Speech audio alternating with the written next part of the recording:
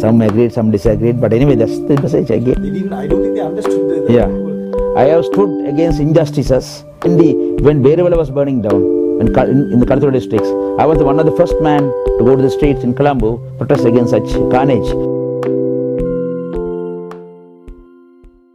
Long time we had this interview. I remember interviewing you before you were minister, long time ago at your office. And this is after a long hiatus that Daily Mirror has come to interview the minister of now nation building, nation coexistence, dialogue in official languages, trade unionist, and how I would describe leftist. I don't know whether I'm right in describing. Yeah, you can call me a social democrat. To start off with, Mr. Mano Ganeshan, you've been given a very pivotal ministry, but you're representing Colombo. You're representing a different kind of people who have, with regard to the struggle or with regard to whatever the ethnic issue is. How do you reconcile these two? How does Mano Ganeshan, the person from Colombo, reconcile national coexistence, dialogue, and official language? Maybe I am chosen because I had come into this seat from the civil society. I had been a non-traditional human rights fighter, struggler, defender. I have been awarded also. I think I am more suitable to this post. That's first I have thought of the president, the prime minister, and picking, selecting MPs for the ministerial portfolios. I hold two large mandates. One is a national coexistence, that is bringing ethnic, religious, linguistic communities together, the marginalized people, the sideline people, segments to bring together through dialogue, national coexistence dialogue.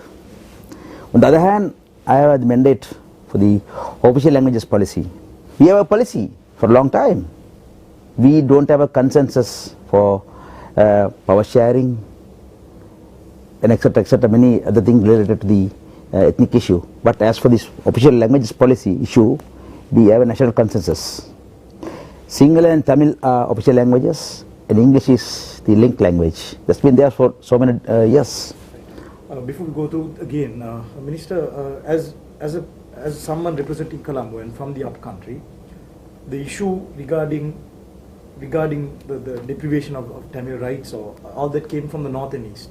I want to know personally how you, as completely ethnographically, demographically coming from a different past, how do you handle that? How do you support? We have 3.2 million Tamils living in this country. Only 1.6 are living in the northern eastern provinces. Rest live in the other 7 provinces, mostly in central, western, Uva, and Sabaragamuva, and northwestern, we have Butlam and Kurunagala.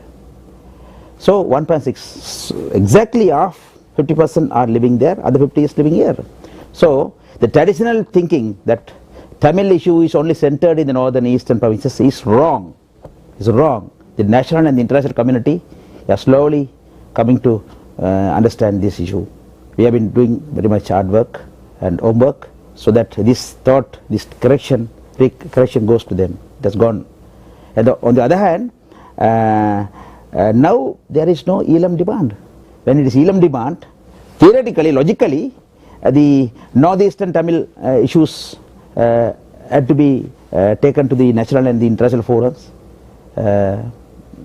so that it has a logical idea behind that. But now it is not so. We have taken, we understood, we have agreed for a undivided Sri Lanka, one Sri Lanka, where we are discussing the power sharing.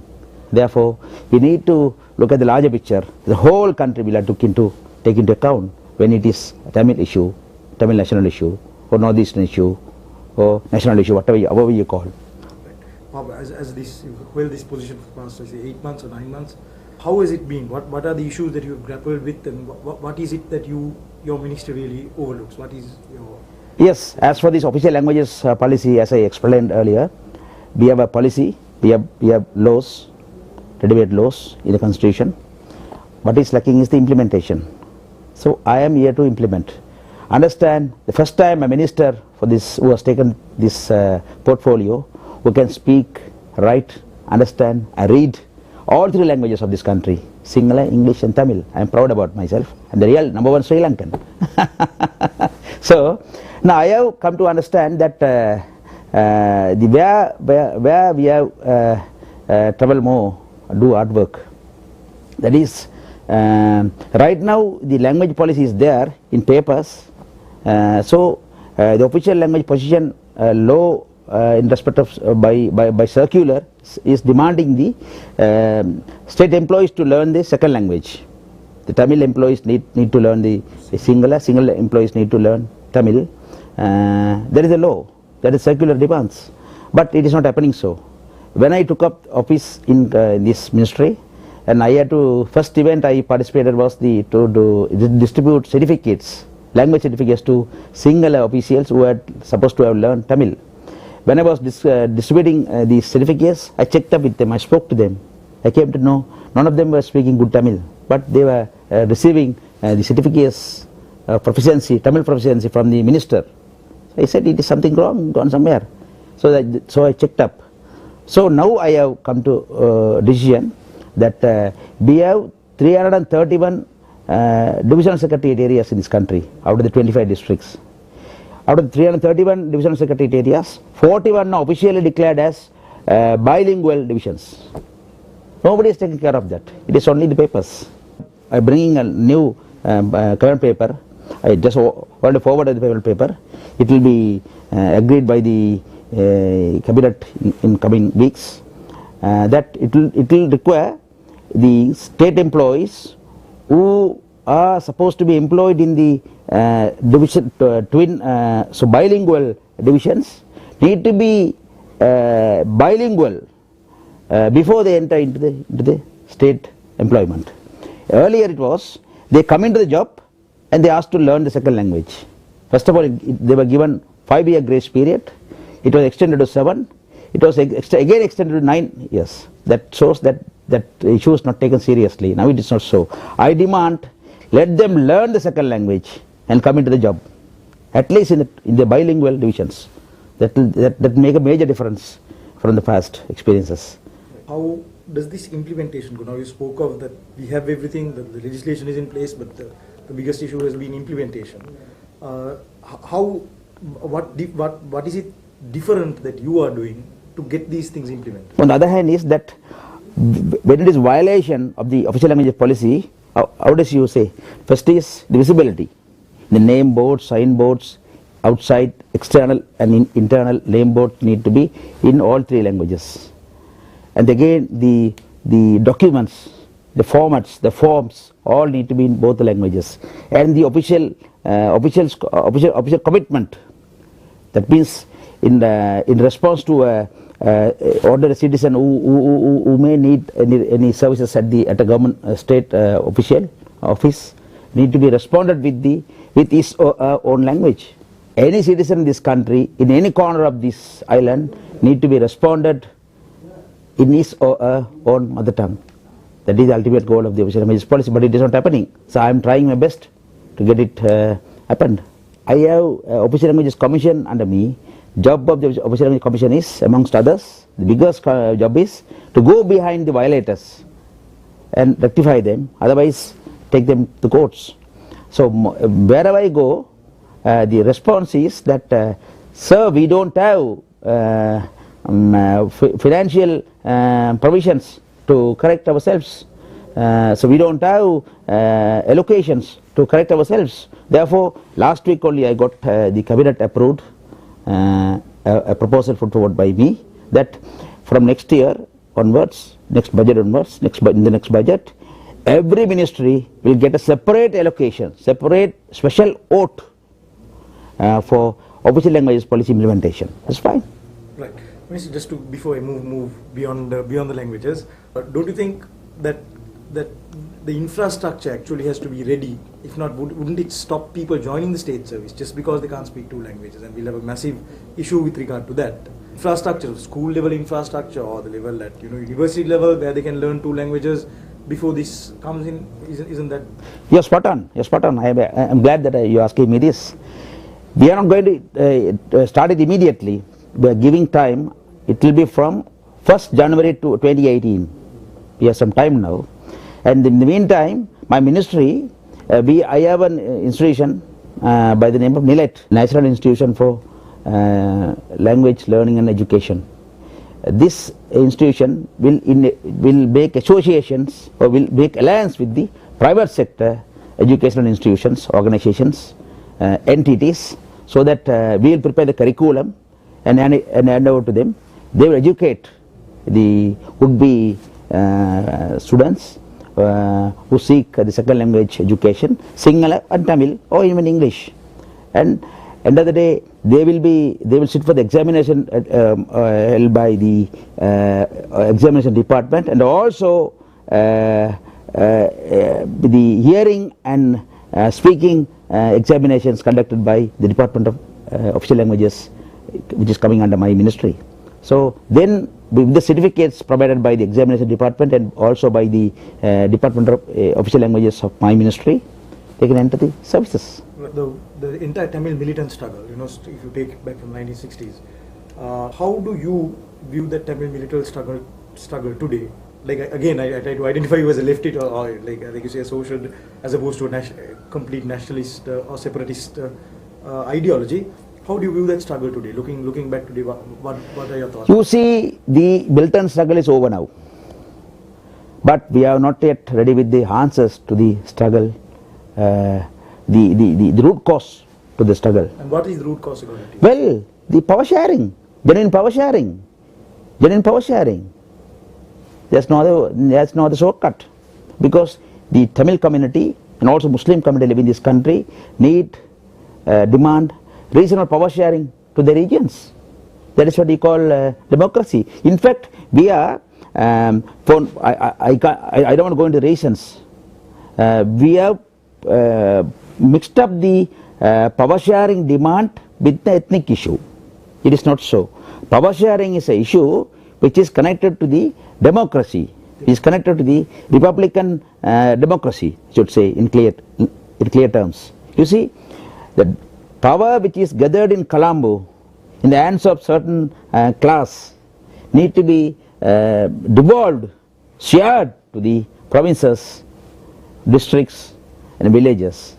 Not only in Jaffna, not only to Trincomalee, not only to Bediklo, but also to Mahiyangana, to also Mondaragala, to the Gaul, Mathura, everywhere.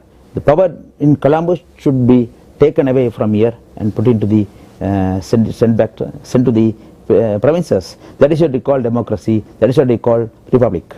We have a white elephant in the name of the 13th Amendment, Minister, which we have seen has proved to be not a failure in most of provinces, you know, in this devolution.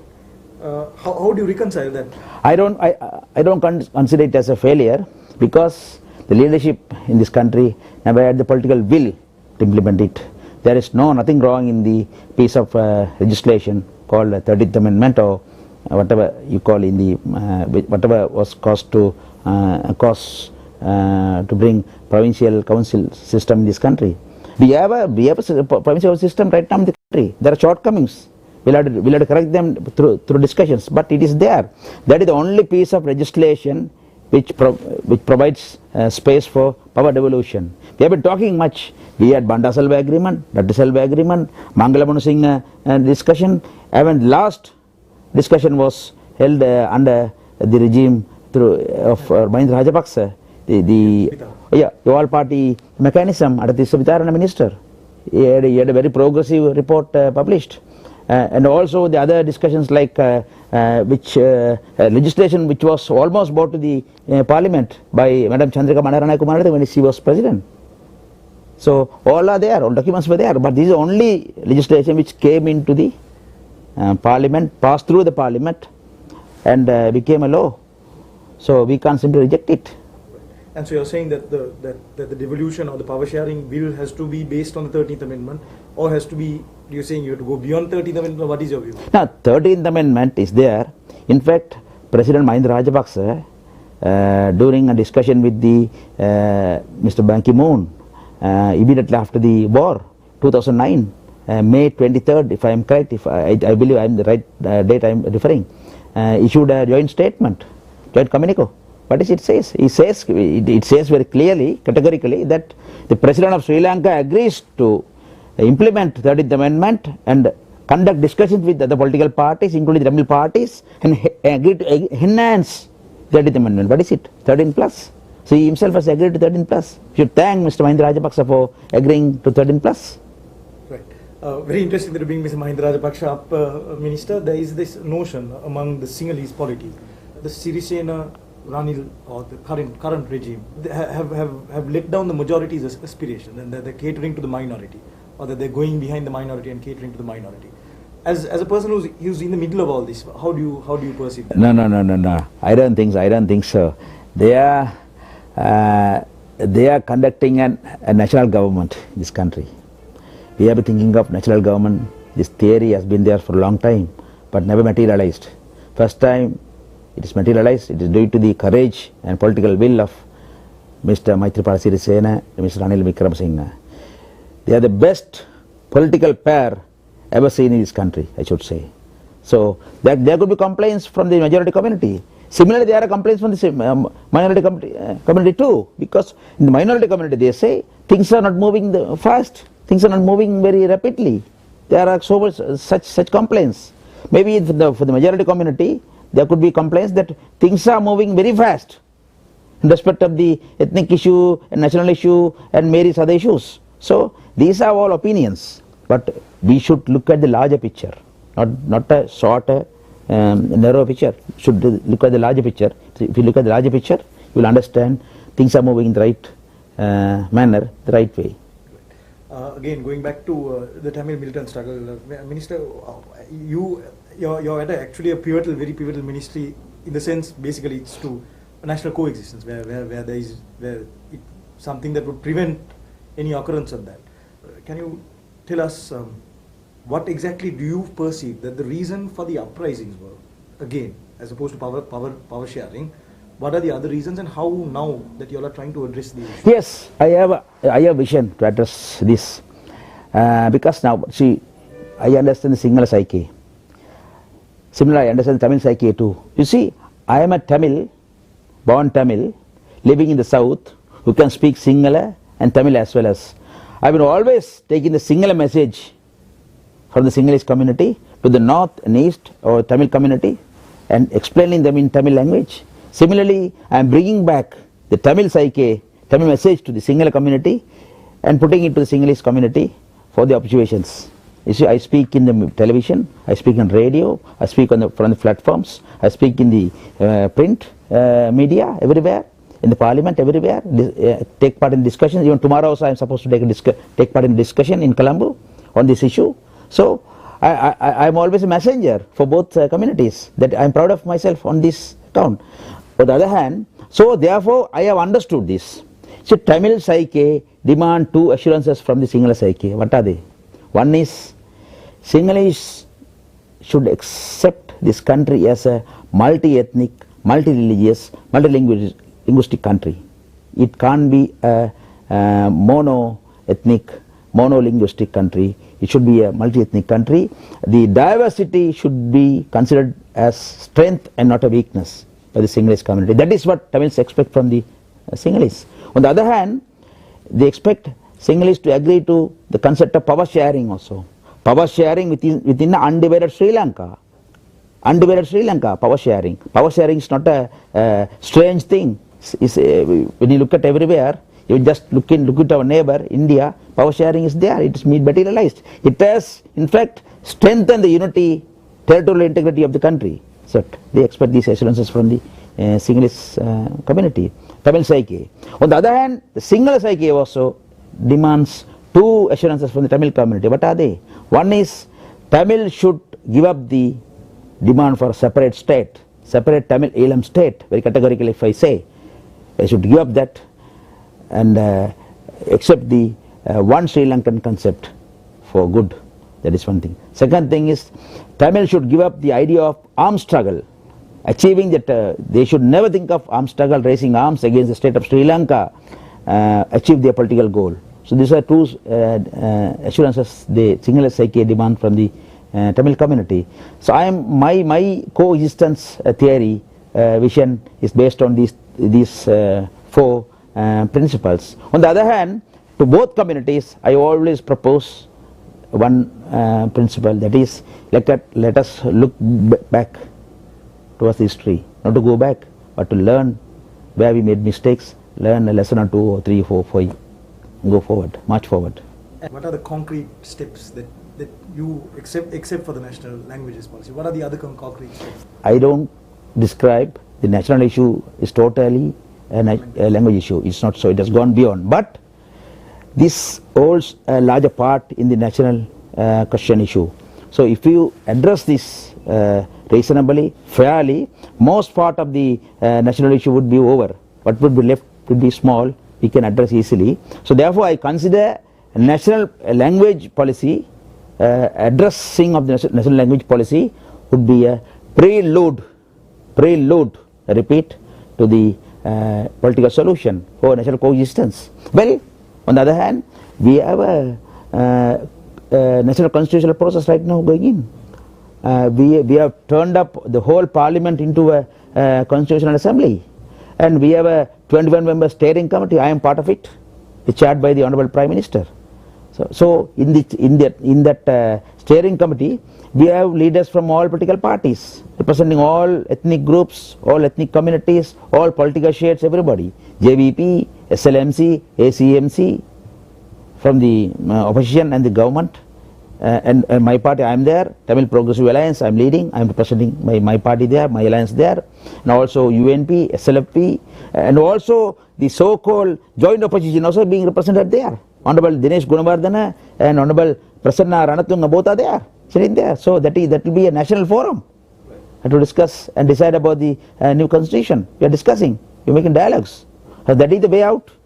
From Geneva, the recommendations from the United Nations Human Rights Council, do you think that is important for reconciliation? How important do you think that is? Yes, it is important, because now in principle, I believe all our issues should be discussed within Sri Lanka. Internal issues need not to be discussed in Delhi, in Geneva, in Washington or elsewhere. But it has gone beyond our control. It has gone. We will have to blame ourselves only. We can't blame the foreigners or international community for that. They never came in, took away our issues to their soil. We just took them to their soils. So we can't blame them. On the other hand, now lately the Geneva resolutions in 2015 had helped us to move us towards real-time coexistence and reconciliation in this country. Now we are committed to such resolution made in 2015 in UNHRC. And are you for or against the bringing of foreign judges, Minister? Well, I'll come to that, but I must say we are committed. We can disown the resolutions. Understand? We can disown the resolutions, because earlier resolutions were put forward in the UNHRC and passed through by certain other countries. Sri Lanka was opposed to it, but this time, last time, Sri Lanka's partner and co-sponsor in this resolution, so we can't disown it. On the other hand, the foreign participation is supposed to be the most controversial issue right now. I think that there need to be some foreign participation. Need not to be judges. There could be observers, there could be lawyers, there could be advocates, and certain other, we can describe the participation in various manners. Need not to be necessarily not to be judges. Understand? On the other hand, as a true Sri Lankan, I must say, I understand the concept of accountability. We are seeking answers to what happened in the past. That is correct. That is very reasonable. But by making that reasonable, by seeking answers to the issues, occurrences which happened in the past, we must not destroy the future. We must not destroy the current conditions. The answers need not to be a hindrance to our march forward. We must keep it in mind.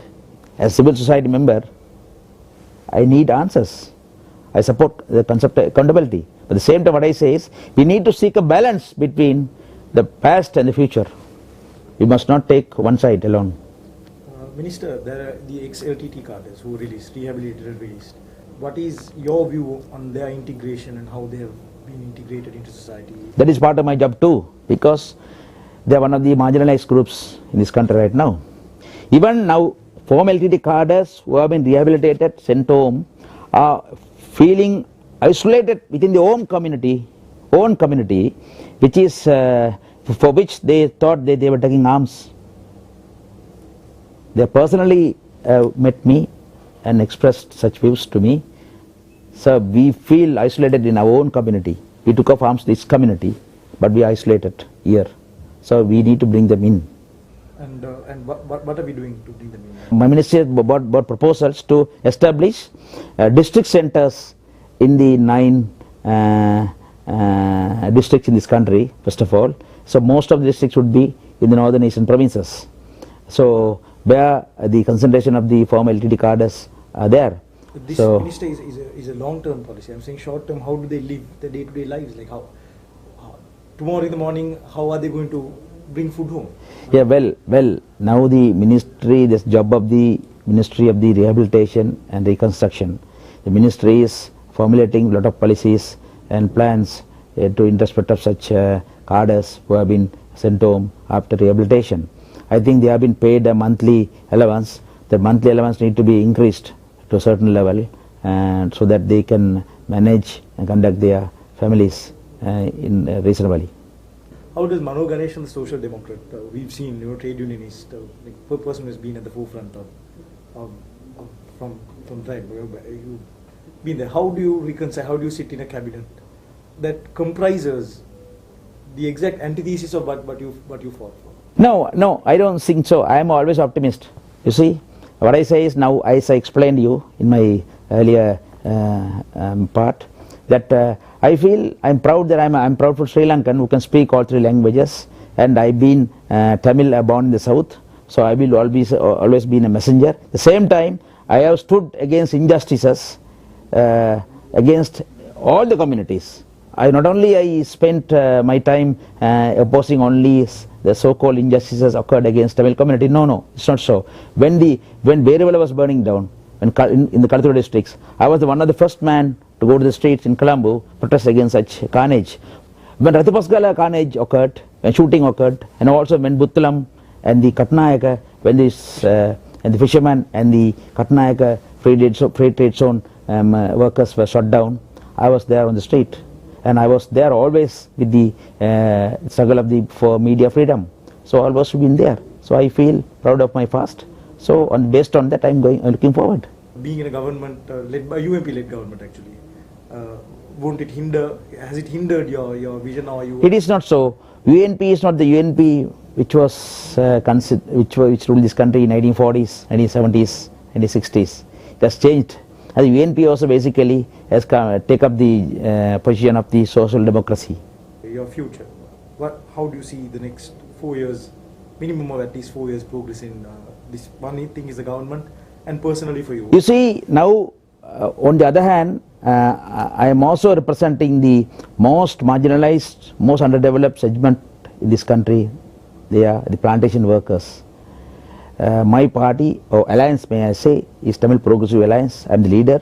Honorable Digambaram and Honorable Radhakrishnan are the deputy leaders. We have 3 parties come together, and we have 6 MPs in the parliament. And this segment of plantation workers, about 300,000 people who are part of the larger Indian Tamil community in this country, who is again a part of the Tamil community in this country, are the most marginalized, underprivileged people. So I have a duty to take them into the national mainstream that we are doing. Never before in this country, in the history of this country, the plantation workers were led by a progressive leadership. Now we have given them a progressive leadership, and we are bringing them to the national mainstream of this country.